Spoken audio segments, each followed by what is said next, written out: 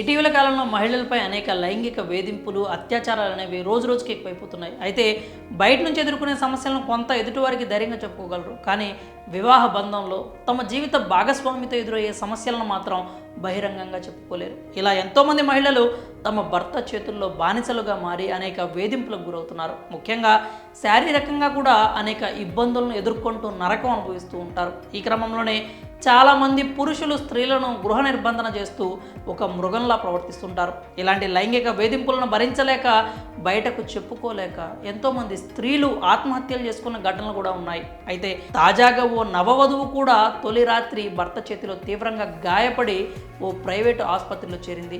ఓ నవవధువు పెళ్ళైన తొలి రోజు రాత్రే భర్త హింసతో తీవ్రంగా గాయపడి ఆసుపత్రిలో చేరింది. కానీ వైద్యం విఫలం కావడంతో పెళ్ళైన 7వ రోజుకే భర్త కోరికకు బలైంది. ఈ విషాద ఘటన హమీర్పూర్లో చోటు చేసుకుంది. పోలీసులు తెలిపిన వివరాల మేరకు ఫిబ్రవరి 3న ఉరైకి చెందిన ఇంజనీర్తో ఓ మహిళకు వివాహం జరిగింది. అయితే ఆ మహిళకు తల్లిదండ్రులు లేకపోవడంతో ప్రభుత్వ ఉద్యోగి అయిన సోదరుడు, బంధువులు పెళ్లి పెద్దలుగా మారి అంగరంగ వైభవంగా వివాహం జరిపించారు. దీంతో వివాహ అనంతరం ఆ మహిళ ఫిబ్రవరి 4న తన అత్తగారింటికి వెళ్ళింది. ఈ క్రమంలోనే తొలి రాత్రిలో కామోద్దీపన మాత్రలు వేసుకున్న ఇంజనీర్ భర్త మత్తులో ఆమెపై లైంగిక దాడికి పాల్పడ్డాడు. దీంతో ఆ మహిళ తీవ్రంగా గాయపడింది. అలా రోజులు గడిచే కొద్దీ ఆమె పరిస్థితి విషమంగా మారింది. వెంటనే గైనకాలజిస్ట్ వద్దకు తీసుకెళ్లారు. అక్కడ ఆ మహిళపై సామూహిక అత్యాచారం జరిగినట్లు వైద్యులు తెలిపారు. దీని తర్వాత ఆ మహిళ ఓ వివాహ కార్యక్రమానికి హాజరయ్యేందుకు కాన్పూర్కు వెళ్ళగా అక్కడ అనారోగ్యంతో బాధపడింది. అనంతరం ఆమెను కాన్పూర్లోని ఓ ప్రైవేటు నర్సింగ్ హోమ్కు తరలించారు. కానీ మహిళ పరిస్థితి విషమించడం చూసి కాషాయ మాత్ర వేసుకుని ఆమెతో శృంగారంలో పాల్గొన్నట్లు భర్త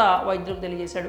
ఇక ఆ మహిళ ప్రైవేటు భాగాల్లో గాయాలు కారణంగా, ఇన్ఫెక్షన్ కారణంగా ఫిబ్రవరి 10వ తేదీన మృతి చెందింది. ఈ ఘటన జరిగిన తర్వాత మృతురాలి సోదరుడు ఆమె భర్త, కుటుంబ సభ్యులపై కఠిన చర్యలు తీసుకోవాలని డిమాండ్ చేస్తూ జిల్లా పోలీసు సూపరింటెండెంట్కు దరఖాస్తు చేసుకున్నారు. ఈ ఘటన అనంతరం మృతురాలి భర్త ఇంటికి తాళం వేసి కుటుంబ సభ్యులతో కలిసి పరారయ్యాడు. దీంతో నిందితుడిని గాలించి కఠిన చర్యలు తీసుకుంటామని పోలీసులు హామీ ఇచ్చారు. మరి భార్యపై భర్త ఓ మృగంలా పడి లైంగిక దాడి చేయడంపై మీరేమనుకుంటున్నారో మీ అభిప్రాయాలని కామెంట్స్లో తెలియజేయండి.